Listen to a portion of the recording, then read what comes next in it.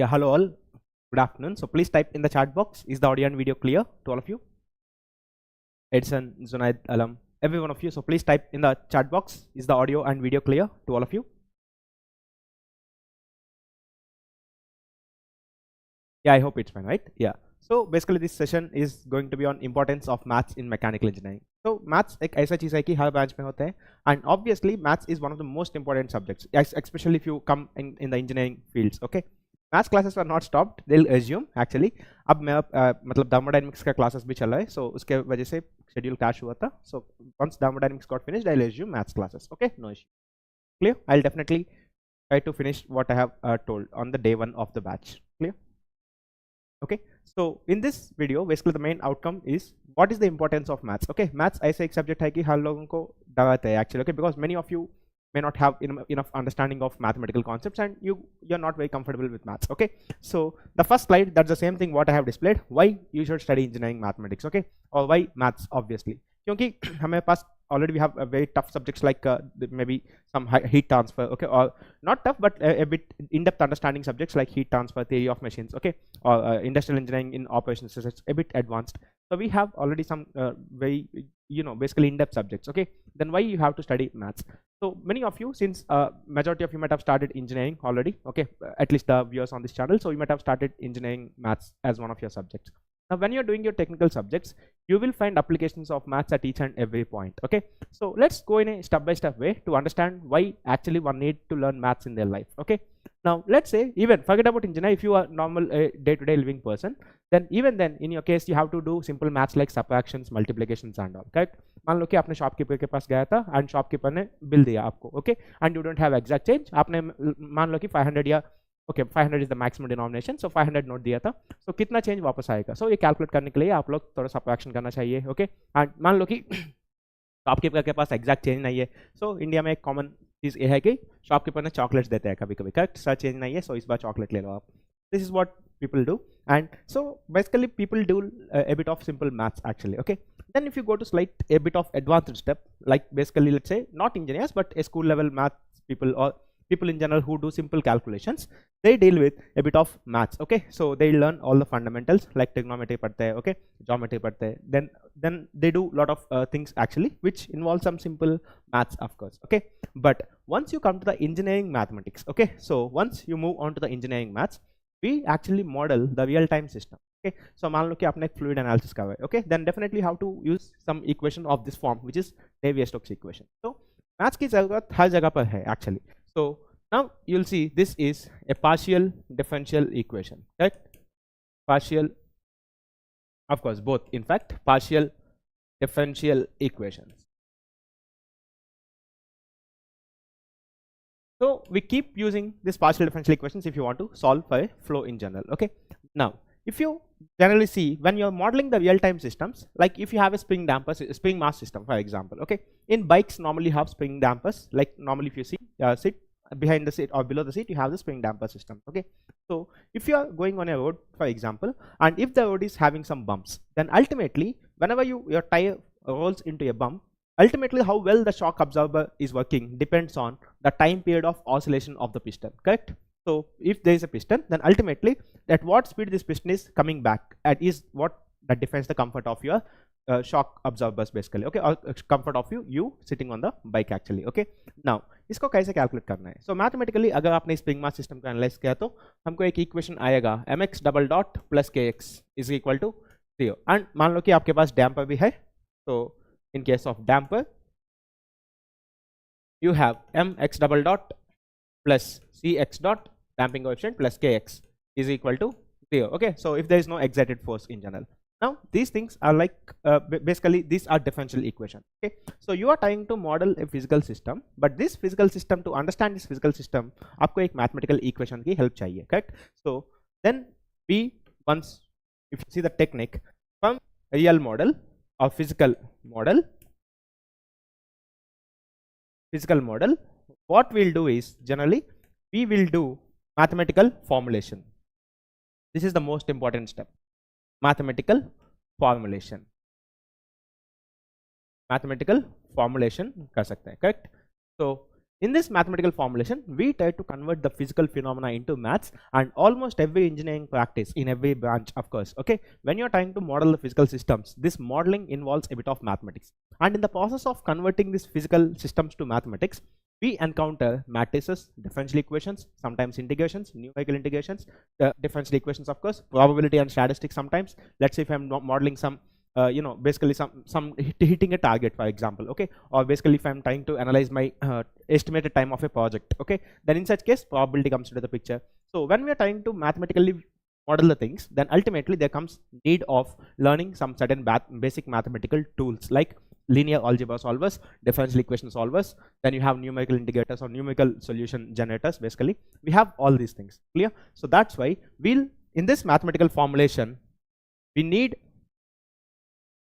mathematical techniques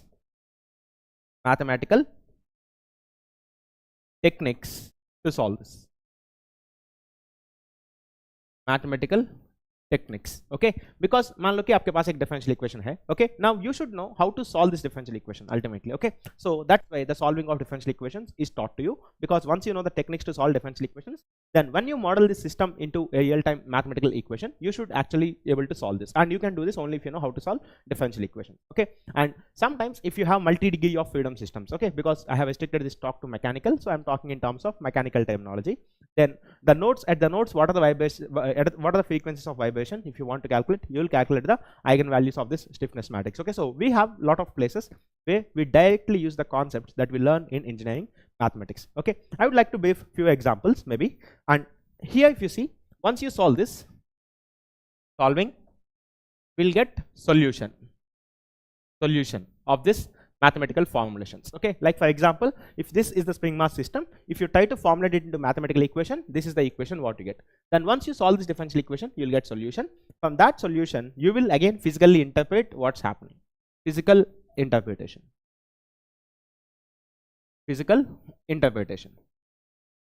So what is this physical interpretation? Again, like let's say when I solve this, I got the solution x of t is equal to a cos omega t minus phi. Then in this case, ultimately if I ask you at time t equal to 3 seconds, what would be the displacement of this piston, then you can measure the amplitude at that particular point. And that's how once you solve mathematically the systems, we can actually physically interpret what's happening physically. Like you take a slab for example, okay. Now if I keep this slab in contact with a hot body, after what time the temperature at this point will be this particular value. If I ask you this question, or if one is interested in such kind of questions, then again you have to go for a differential equation, clear? So that's why this 4 steps, whatever you do, is very important if you want to analyze any system in general, okay. So I want to ask a question, but it's not related to maths. You can ask, it's okay.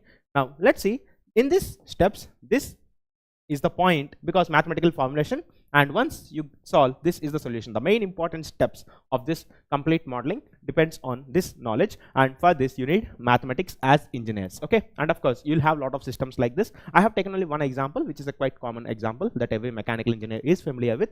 So I have taken this this particular example to show you this, okay. Similarly, if you look at the common points of application, basically I would like to say, if you take the GATE syllabus, okay, so GATE syllabus,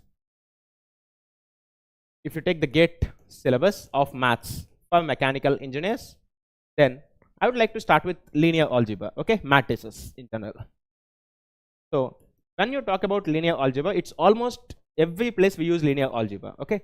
Like if you have this stress strain tensors, okay, you know, you'll deal with matrices, and everything in solids is related to this matrices, of course, okay, either the stress matrix or the strain matrix, obviously, okay.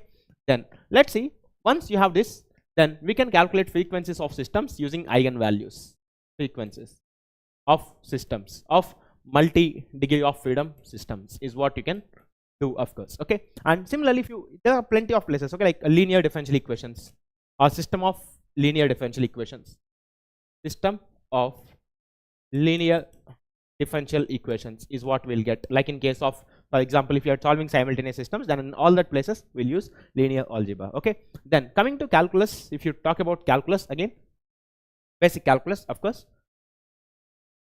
basic calculus or single and multivariable calculus, there are plenty of places. Like for example, you calculate centroids, okay. Many times you have the geometry of the surface, or basically geometry of the body, like in fluid cases, like in fluid mechanics, hydrostatic forces, or in beams, basically if you are calculating centroids for locating the neutral axis. In all these cases, we use the concept of centroids, and that foundations for centroids calculation, everything was done from basically calculus again. Okay, like calculation of centroids. Okay, of course you use integrations and all in majority, 90% of the cases. So centroids, then after hydrostatics or fluid statics, we have integrations again. So similarly, we use at a lot of places load estimations. In all these cases, we'll use integrations, and we find out basically how we can actually integrate the things. Okay, then if you look into differential equations, okay, this is the order of the GATE syllabus what I'm writing. If you look at differential equations, ordinary or partial differential equations, anything, then you know we have seen equations like, maybe I'll put the equations which you have seen: d square y by dx square is equal to minus mx by ei. Okay, so you might have seen this kind of equations which we use for deflection analysis in beams. Okay, and then after, there are plenty of places where we keep using, like again this example what I given, m d square x by dt square plus t times dx by dt plus kx is equal to some excitation force, let's say some excitation force you are operating, then this is a second order differential equation with non-homogeneous conditions. Okay, so in all these cases we use this concepts of differential equations to solve. In fact, if you go for partial differential equations, then we'll go for heat transfer partial differential equations. Then majority of the things, 99% of the world is partial differential equations. Just for our comfort, we convert them to ordinary differential equations by making some assumptions actually. Okay, like you see the Navier-Stokes, one of the famous equations. Then we have this heat transfer equation, general conduction equation, del square T plus Q dot generation by K is equal to 1 by alpha dou T by dou T. You know, these kind of equations, basically we keep generating, we keep talking about the partial differential equations every now and then in real world. Okay, because majority, if you take any real system, one parameter depends on many other parameters. Okay, if you keep changing any one of the parameters, the output changes. Okay, so that's why the output depends on a lot of inputs, and by changing any one of the input, complete system can be changed. So that's the reason why these partial differential equations are very important and very powerful in day-to-day life. Okay, similarly you have the Laplacian equation, del square u is equal to 0, for example in displacements in a beam and all. Okay, so that's how you'll get. So how to become good at maths? I have not solved core maths for 2 years now. It's okay, you can start, Amanda, no issue at all, because if you start looking for maths in your technical subjects, like for example, if I give you an expression and if I ask you at what value of, let's say at what position of the load the bending moment is maximum, if I ask you this question, okay, then ultimately you will generate an expression for bending moment by taking p at some arbitrary location, and you will differentiate it mathematically with respect to the location and equate it to 0. So there comes the principle: if you want to find maximum or minimum, the first derivative has to be 0. So these kind of understandings if you do, then ultimately you can have core maths very nicely. No, okay, then if you look at, maybe if you go slightly down the line, and if you look at complex calculus or vector calculus first, because let's go in a sequence. Vector calculus, again vectors is very important, because the advantage with vectors is, normally if you deal a scalar equation, you can solve only in a single direction. Okay, but if you go for a vector equation, you can solve in all the 3 directions, or basically n-dimensional space if you take, you can solve in all the dimensions simultaneously. Okay, so vector calculus is a really powerful tool than scalar calculus. The reason is, in vectors you can solve the equation in all the directions in a simultaneous way. Like for example, if I write f is equal to ma, this is only in one direction, but if I write fa is equal to ma bar, this tells you fxi, normally if I expand in Cartesian, fzk is equal to mass times axi plus mass times ayj plus mass times azk, of course. Okay, so this is how we have the equations. Clear? So that's the advantage. We can solve in all the 3 directions simultaneously. This tells you fx is equal to, okay, sigma if you write, sigma f is equal to, so sigma if you put, so sigma fz is equal to maz. So this is the way. Similarly, if you have Navier-Stokes equation, that's a multidimensional Navier-Stokes equation. So we have multidimensional equation, and of course that's a vector equation. Okay, so we'll talk about total derivatives of vectors or total derivatives of displacements, whatever. So in such case, we can see v dot del operating on velocity vector. So you know, these kind of all instances can be done very easily. Similarly, if you use vector calculus, when you're calculating this strain energies, okay, and basically if you calculate work done by a load in pulling a beam, okay, to some extent. So all these things in mechanics you will build a lot of vectors, okay, like the dot product, cross product, like momentum, net angular moment is equal to I omega, of course, and this I omega is generally written as R cross mv, correct? So this is how it's the momentum, of course. So moment of linear momentum, only one cos. Sorry, I was talking about some other quantity. So R cos mv bar. So in all these cases, we use vector calculus a lot. Okay, like the cross product of vectors, dot product of vectors. Okay, and if you go to the next module, like after vector calculus, if you look at complex calculus.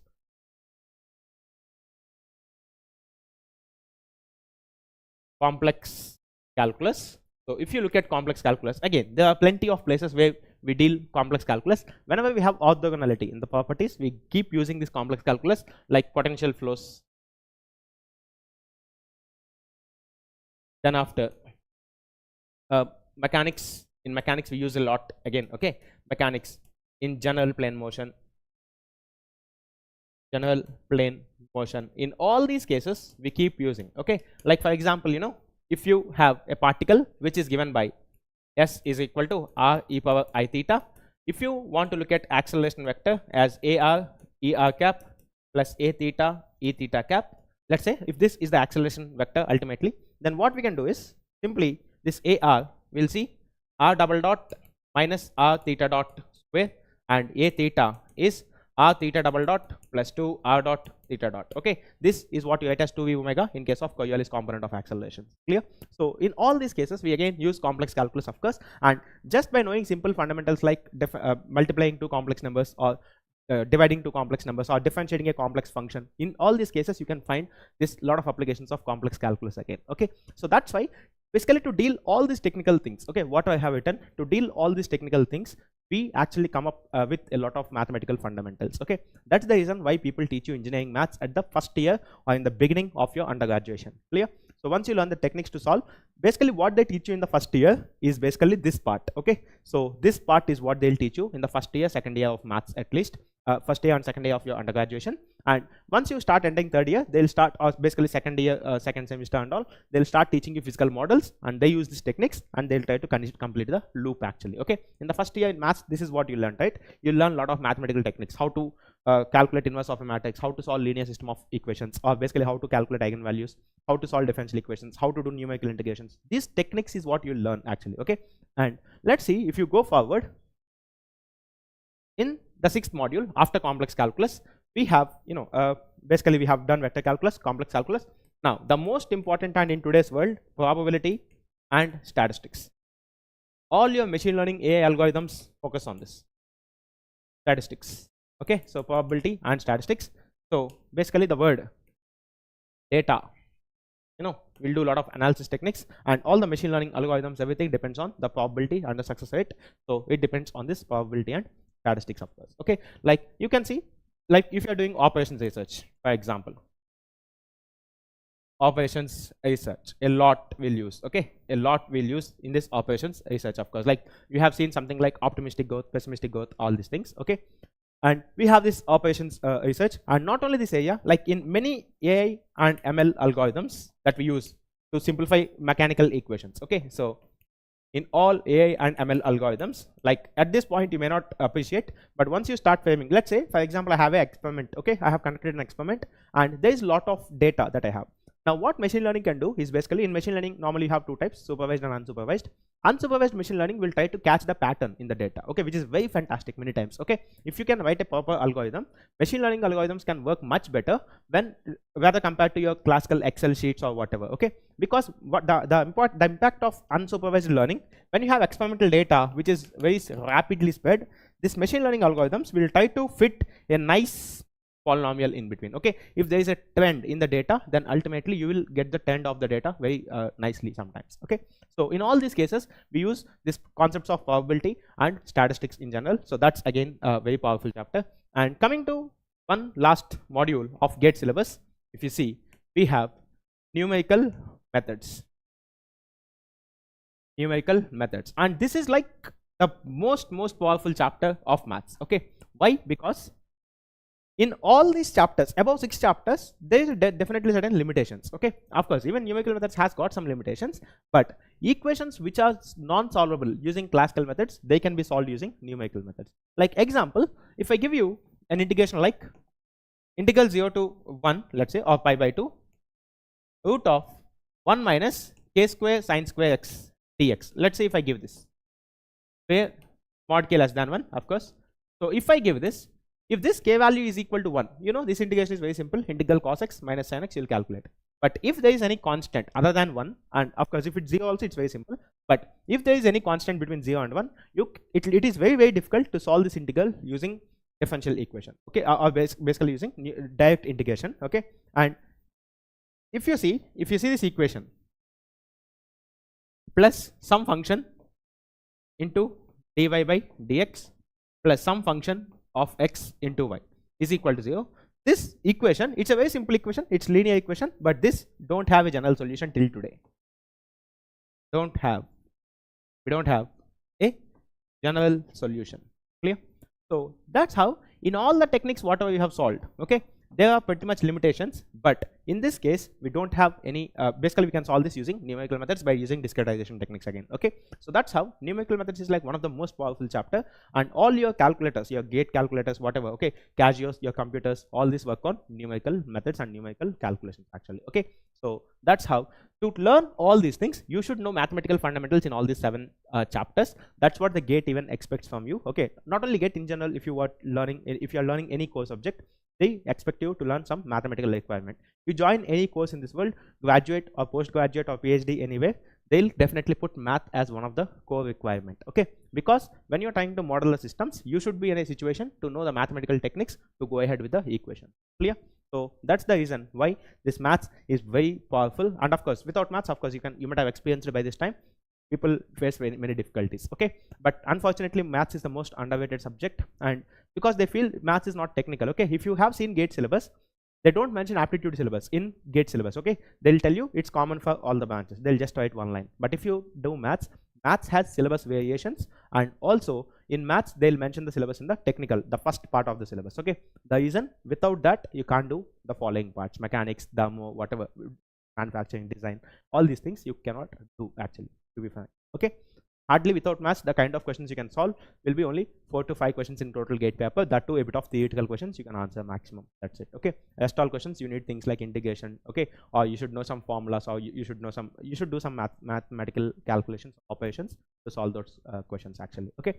So now many of you might have common doubt, then okay, fine, this is fine, we have understood the importance of maths. Then Mech Marvels, I couldn't see your question actually, this is the first question that's coming up from you. Just a minute, I think this tab was set for something different maybe. Okay, fine. No, still I couldn't see your question. You can just retype your question once. Okay. Yeah, basically you can, it's better if you retype your question once. So it's fine. Now I have to understand these things, but where should I study? So if you go for this, I suggest 2 references. These are very good books actually. B.S. Ghewell. So Higher Engineering Maths, I think this is the 42nd edition pick, but you have 46th edition, 48th edition also, I think, recently. So this B.S. Ghewell is actually one textbook, very good book, of course. You can have all this nice understanding building of the concepts in this book. Mathematical techniques, okay, all mathematical techniques you can learn in a very good way in this book. And if you want to see physical models, like in your core subjects you have a lot of applications, and these applications applied to mathematical equations, you can see this book, 𝐂𝐤𝐿 is a fantastic book for physical applications. Physical applications, this book is a very good book, okay. So physical applications is a very good book again, and this book is a very good book for learning the concepts of mathematics, obviously, okay. So that's how we have a 2 set of good books, one exclusively for learning mathematical techniques, second applying those techniques for physical examples, real-time examples, of course, okay. So these are the 2 books, and at any point of time if you feel that I can help you, okay, then definitely this is my Telegram channel. So I'll keep rolling out all my updates, all updates regarding classes and all in this Telegram channel, okay. So this is the Telegram channel of mine. So if you click this, if you scan this code, it will direct you to the Telegram channel and you can access there, okay, obviously. So if you have any questions you can ask, no issues. I hope you have understood why one should learn maths in any discipline. Okay, this session I have taken exclusively for mechanical engineering because I've used mechanical examples to explain you, like the spring damper, all these things. But in general, this maths is useful in any of the fields. That's why in all GATE papers you have maths. Okay, clear to all of you? I hope. See, maths is not scary actually if you try to connect this formulas, equations, whatever the story we are developing to technical subjects. It looks very interesting and easy as well. Okay, fine. Santosh, sir, where is more growth? PSU. You know, you have a lot of Mech Marvels. I couldn't see your question, Mech Marvels. This is the first comment that I'm seeing from you. Okay, Mech Marvels. If you have any questions, you can ask, no issue. If by mistake, if the comments box has skipped it, then you can ask again. Where is more growth? PSU? Yeah, obviously, if you PSUs are again, if in 2026 or 2027, there is a pay scale revision which is expected. So if that pay scale revision happens, then ultimately you can get it. When maths class is gonna resume? Hopefully by last week of May. Okay, because I was teaching thermodynamics in other batches, so because of that there is a class likely. Once the class get resolved, then ultimately I'll resume the classes. Okay, no issue. So if you want a quick update, then I am AR4 XE and I have been teaching this maths plus fluids, heat transfer, thermodynamics, of course thermodynamics, first basics, let's say thermodynamics, basic and applied both, and heat transfer. These are the things that I generally deal. Okay, basically maths and thermal related subjects is what we are going to I generally deal. Okay, and I've been doing this story for past roughly 7+ years I've been teaching this. Okay, so that's how, if you feel that I can be helpful to you at any point, you can definitely join that group, and if you need any help, that definitely I could help you out. Okay, fine. So I hope things are clear. Mech Marvels, maybe your question is not getting displayed, you can ask me in this group. Okay, no issue at all. You can just scan this. It's a Telegram channel basically. So if you scan this directs you to a Telegram channel where if you feel you can join and have some interaction there. Okay, so then that's it from my side. Thank you all. I thought of just giving you a quick insight on how maths is actually really helpful to you in your mechanical engineering, and I hope you got enough idea. So, and exclusively the GATE syllabus is also designed in such a way that it covers all your mathematical requirement for understanding the GATE syllabus. Okay, so please do focus on maths and try to do well in your technical subjects. Okay, even I teach technical subjects, but of course maths, I know the importance of maths. That's why initially I started teaching math before I started teaching technical subjects long way back, so that I get strong in all the technical subjects. Okay, clear to all of you? Yes, if you have any questions you can ask me, or else it's fine.